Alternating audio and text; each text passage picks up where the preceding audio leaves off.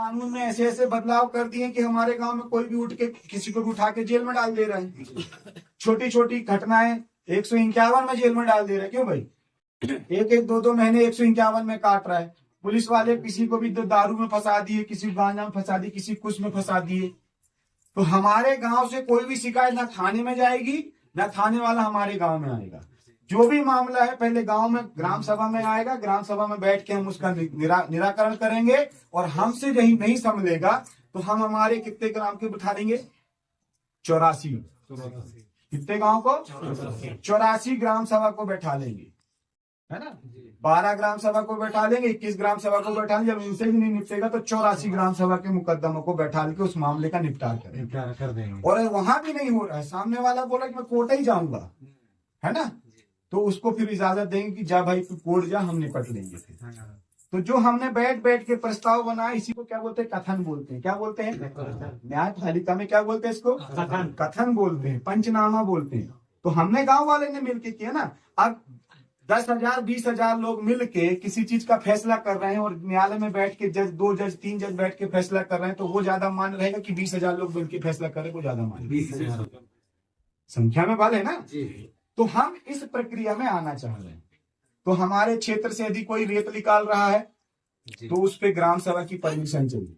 जैसे अभी भोपाल परियोजना में विस्थापन किया जा रहा है, कोयला निकाला जा रहा है, ग्राम सभा से परमिशन नहीं ली जा रही है, अपने मन मर्जी का कर रहा है। तो हम सब लोग मिलके ग्राम सभा बना के प्रस्ताव पास करेंगे कि शासन के द्वारा जो योजना बनाई जा रही है, इस योजना का जो निरीक्षण कर रहे हैं, उनके खिलाफ में ग्राम सभा FIR दर्ज करती है कि उन्होंने बगैर ग्राम सभा की परमिशन के और विस्थापन अधिनियम 2013 धारा 4 को जो है उल्लंघन किया है। इसीलिए ग्राम सभा के सारे ग्रामवासी मिलके फला अधिकारी के ऊपर में फला FIR करते हैं 420।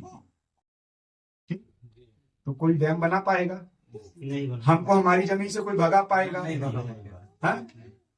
यदि हमारे क्षेत्र में पटवारी आके गलत कर रहा है तो ग्राम सभा में बैठ जाओ, वहां का फैसला कर दो, पटवारी को बुलाओ, तहसीलदार को बुलाओ कि आप यहाँ पे बैठो। गांव की समस्या गांव पे निपटारा करेंगे अपन। हमारे पास में समय नहीं है भाई, हम खेती कर रहे हैं, खेती करके हम लोगों को पालन पोषण कर रहे हैं, तो हम अपना खेती देखें कि तुम्हारे कोर्ट कचहरी के चक्कर काटे। तो ये फैसला कहाँ होगा? ग्राम सभा में होगा। क्या ये बनाने के लिए तैयार हो आप सब लोग? है ना। सब अपने अपने अलग अलग गांव से आए, गांव के नाम भी डाल देना सब, ठीक है। जिस जिस गांव से आए उस गांव में तुम आओ, बैठो, 5-5 गांव के लोगों को बैठा लो, मैं आऊंगा, है ना, और हमारी पूरी टीम आएगी, आपको सब चीज बताएगी, प्रस्ताव बनाएगी, उसका सशक्तिकरण करेंगे। और वो एक पत्र जो है ग्राम सभा किस नाम से बनी गई है, उस ग्राम सभा का हम कहाँ भेजेंगे? राष्ट्रपति को एक लेटर भेजेंगे, एक राज्यपाल को भेजेंगे, एक कलेक्टर को भेजेंगे। वो हमारी ऑथेंटिक ग्राम सभा होगी, ठीक है। पंचायत की ग्राम सभा नहीं, पंचायत अलग है। पंचायत भी हमारी ग्राम सभा के अधीन है, सरपंच साहब से पूछ लो। वहां पे भी मुकद्दमी व्यवस्था है। मुकद्दम मतलब गांव का राज्यपाल। कौन? मुकद्दम मतलब गांव का राज्यपाल, गांव का प्रथम व्यक्ति। मुकद्दम के सहयोग के लिए सरपंच चुना जाता है, जिसको ग्राम प्रधान बोलते हैं, ठीक है। जिस तरह से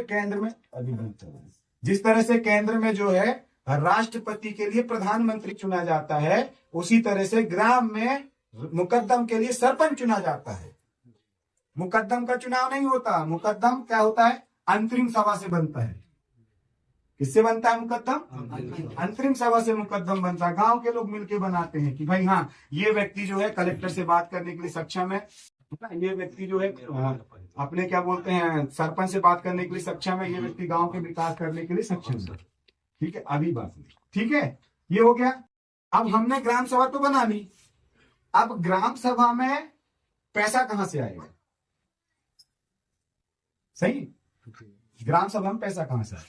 तो 5वीं अनुसूची जो है, 5वीं अनुसूची भाग 10, ठीक है, 5वीं और 6वीं अनुसूची। तो 5वीं 6वीं अनुसूची भाग 10 में आर्टिकल नंबर 244 तो हमको क्या देता है? स्वशासन देता है। मतलब हम हमारे गांव में अपना शासन स्थापित करें। तो हमने रूढ़ी प्रथा के तहत हमने मुकद्दम, भूमिका, दमान जो है ऐसे 12 लोगों की मिला के 21 लोगों की टीम बना ली। अब हमारा क्या हो गया? स्वशासन हो गया।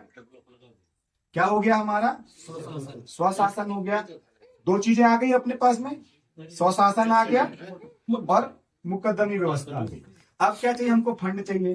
तो भारतीय संविधान के आर्टिकल नंबर 275, कितने? 275, भाग 12 वित्त संपत्ति का अधिकार। तो भाग 12 संपत्ति के अधिकार में हमको 275 का क्या दिया? प्रावधान दिया है। वो जनजाति विकास मद है, जहां पे केंद्र सरकार और राज्य सरकार किस सरकार को देंगी? ग्राम सरकार को पैसा देंगी। किस सरकार को देंगी? ग्राम सरकार। भारत सरकार, मध्य प्रदेश सरकार किसको पैसा देंगी? ग्राम सरकार को। कौन सी ग्राम सरकार को? वो 13-3 का वाली सरकार को। कौन सी सरकार को? 13-3 का वाली सरकार को देंगे। सरपंच को नहीं देंगे। किसको देंगे? 13-3 का वाली सरकार। और उसी के तहत जो है हम क्या बनाएंगे? TAC, ट्राइबल एडवाइजरी कमेटी, है ना? उसको क्या बोलते हैं? TAC, अनुसूचित जनजाति सलाहकार समिति। अनुसूचित जनजाति सलाहकार समिति कदम रहेंगे।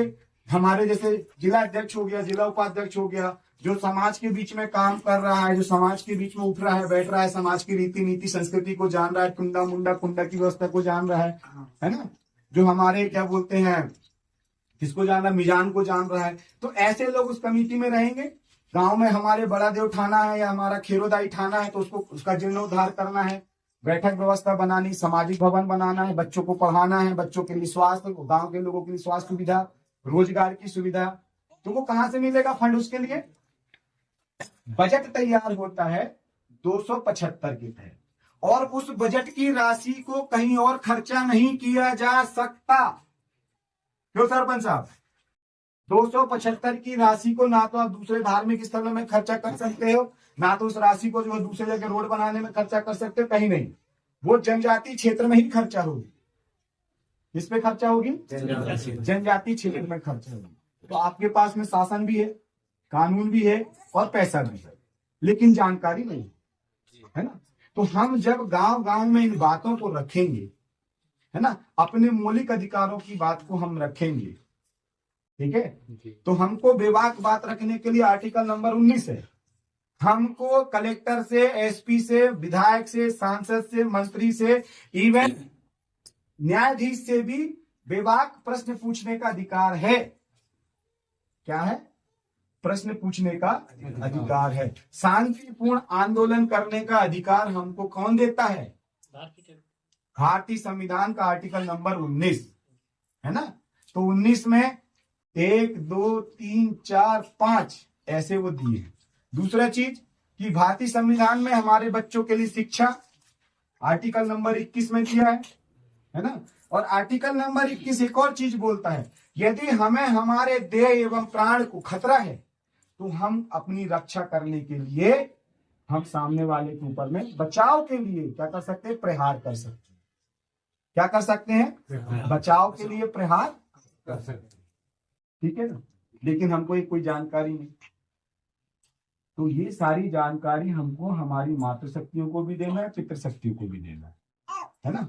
अब रही बात EVM की, जब हमारी ग्राम सभा बन जाएगी तो हमारी ग्राम सभा खुद वहां पे प्रस्ताव पास करेगी कि हमको किसको सरपंच बनाना है, किसको जनपद बनाना है, किसको जिला बनाना है, किसको विधायक बनाना है, किसको सांसद बनाना है। हम लोग सामूहिक बैठ के प्रस्ताव बना के अपने अपने क्या करेंगे? हस्ताक्षर करके उसको वोट दे देंगे, और फिर सब लोग उठ के EVM में जाएंगे वोट डालने। यदि वोट फर्क आया तो उस पोलिंग बूथ वाले सारे लोग FIR करेंगे। किसके ऊपर? पीठासीन अधिकारी के ऊपर। किसके ऊपर? उस पोलिंग बूथ के पीठासीन अधिकारी के ऊपर में FIR जाएगी कि हमने जब प्रस्ताव बना के एक कॉपी आपको दी थी, एक कॉपी हमको दी थी, हमने वोट डाला था, हमारा वोट BJP में कैसे गया, हमारा वोट कांग्रेस में कैसे गया।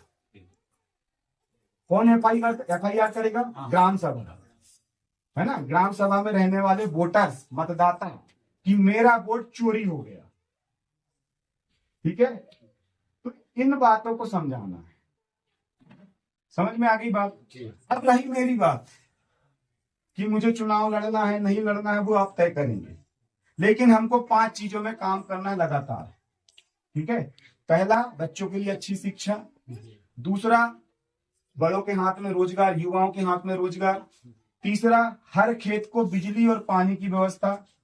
चौथा, छोटे बड़ों के लिए स्वास्थ्य सुविधा न्यूनतम मूल्य में सब चाहिए। किसमें चाहिए? न्यूनतम मूल्य, फ्री में नहीं चाहिए, फ्री का लेना बंद है ना। तो न्यूनतम मूल्य में हमको ये सारी चीजें चाहिए। और पांचवा क्या है? गांव में हो जन सुनवाई। तो हम लोग बैठ ही रहे हैं, तो गांव का मैटर गांव में सुलझा लेंगे, है ना।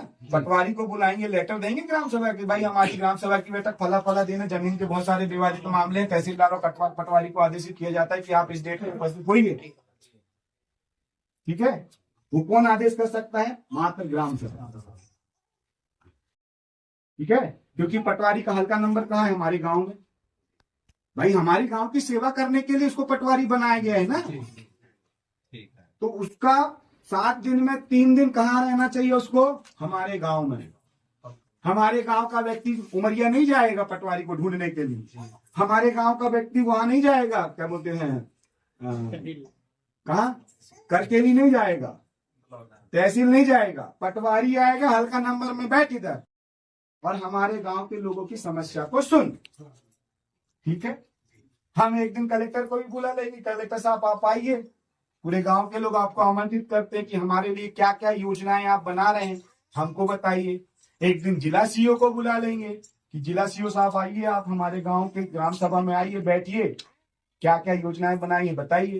तो ऐसे हम जब इन सबको बुलाएंगे तो हम लोग 5 ग्राम सभा के लोग बैठेंगे या 12 ग्राम सभा के लोग, 5 3 5 7 12, 3 5 7 12, ये 12 ग्राम सभा के लोग बैठ के कलेक्टर को बुला लो, सीओ को साहब को बुला लो और हमारे जैसे सामाजिक लोगों को बुला लो, तो हम वहां पे बैठ के हर समस्या का समाधान कर सकते हैं।